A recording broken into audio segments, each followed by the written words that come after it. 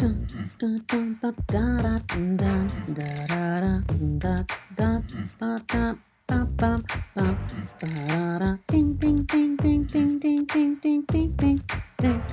guys, it's me. What if I just did that the whole time? You know my secret life's ambition is to be a singer.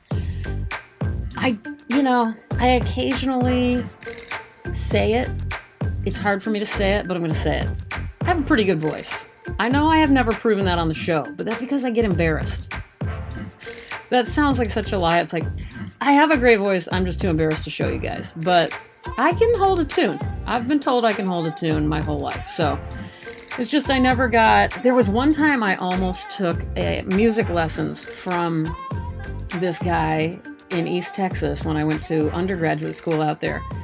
And he was known to have the greatest voice. He grew up in a Southern Baptist family and sang gospel in the choir and all this. And he was a huge dude.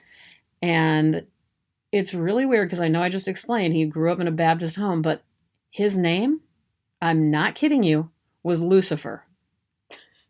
I don't know what the hell happened there or why, and I never asked him. Anyway, the point is I was going to have Lucifer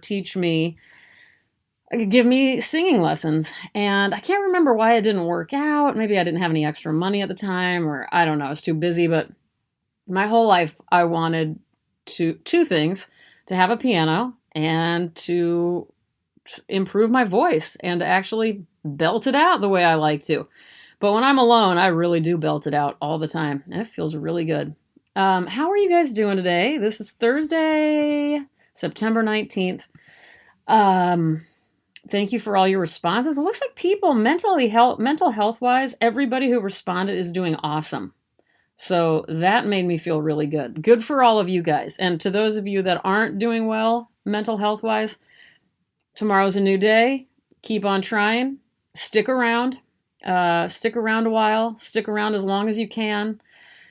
Make people happy. Be a comedian. Raise your hand if you know what I'm quoting there. If so, I love you. That was a pretty accurate, I believe, to the T rendering of a very special moment in history. Okay, but anyway, no, for real. If you're not feeling well, I'm sorry. I'm mentally and emotionally, I'm doing well in a lot of ways, but my health problems are making me not be able to feel as good as I, in my frank opinion, deserve to feel. So I am pretty plagued by my old heart, and I can't seem to get a cardiologist, so I don't know. I can't find a cardiologist here in my new area, so it's starting to be a problem. But, it'll happen. I'm working really hard at it. Every day I do something to try to make it happen. I can't control the world, so at this point, I'm just kind of suffering with it, but I've been here before. Nothing new, right? What I can't wait to do is to come in here and tell you guys, hey guys, the reason I've been gone for 3 weeks was because I finally got my heart valve surgery, and then I will feel like a normal person, which will be great. Until then, I am carrying on. I do as much as I can. The other day, I almost gave up because I had so much to do, and I said, I'm just going to go back to bed. I can't handle this. My list is so long, I don't even know where to begin. But luckily, I got some sense talked into me and calmed me down. Damien helped me out and said, all right, you've got your list. Just prioritize a few of them. Maybe do 1 or 2. Maybe do 2 or 3. Whatever you can do, and then take a break. And it ended up doing like 18. So it worked, but anyway, that was a good strategy. And I think it's one of those things where you know it, but sometimes it's just good to hear someone else say it.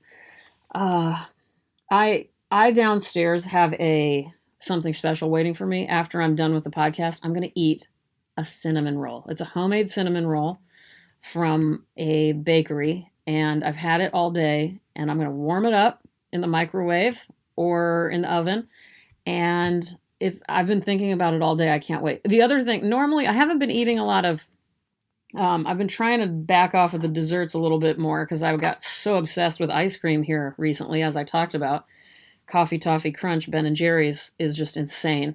But I've been backing off, trying to be a little bit better. And instead of that, I've been making popcorn.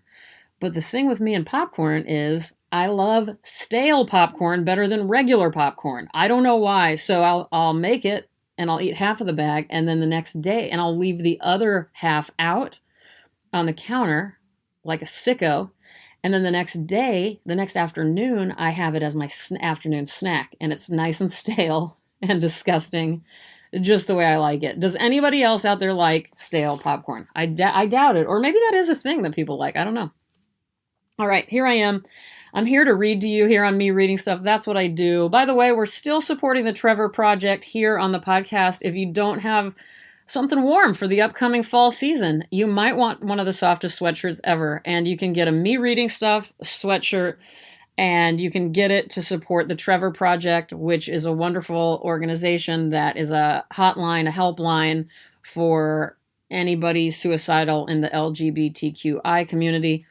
It's a great cause, and you can check out more about them on their website, and I will put a link to all of that good stuff. But t-shirts, sweatshirts, whatever you want, you can get them over there on the Cotton Bureau for Me Reading Stuff. And my mom just went out of town with my dad. They did a very cute trip all over the place, and my mom kept wearing her Me Reading Stuff shirt, and she said, I don't know if she's lying to make me feel good, because I don't know why any stranger would compliment a shirt that they don't know what it is, but she said people always compliment her on it. This sounds like one of those fake ads, but my mom really did tell me that. That doesn't mean it happened, but she doesn't really lie. If it came from my dad, he probably would lie, but not my mom. Okay, so I'm going to be reading from the book Like a New Sun, New Indigenous Mexican Poetry. The foreword is by a longtime fan of the show, Elliot Weinberger. Just kidding. He doesn't listen to the show, but I love him. And this is from Phoneme Media. I think that's how you say it. And this just came out a couple years ago, I believe in 2015. This book is amazing. I got it at Malvern Books in Austin, Texas. Shout out to Stephanie Gehring, as usual. And I'm going to be reading from Briceida Cuevas Cob. And this poem is called Sun with Spines. Okay, here we go. At one time, the clouds were stones here on earth. Mother Stone the moon, Father Stone the sun. Long ago, when the clouds did not know their own splendor, the moon was not cold, nor had the sun grown spines.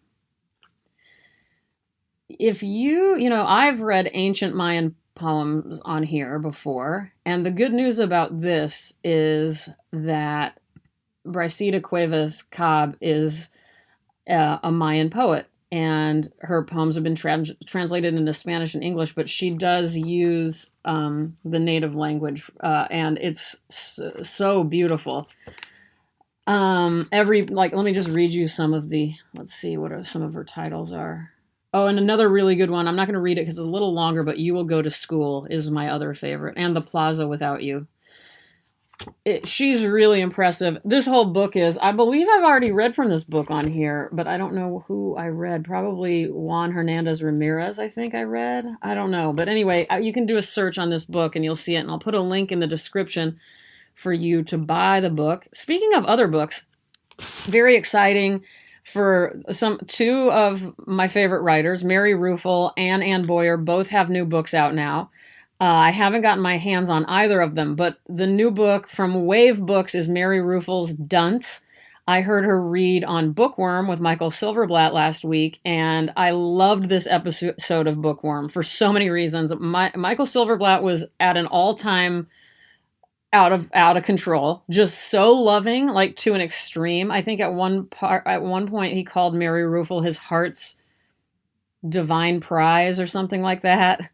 And she was very gracious. But anyway, she read some incredible poems on the podcast. So I would definitely listen to Bookworm by KCRW. Let's see if I can get any. I was going to read one, even though I don't have it yet. If she has it, if Wave has it as a thing, but I don't think they do. But I will tell you this: she read.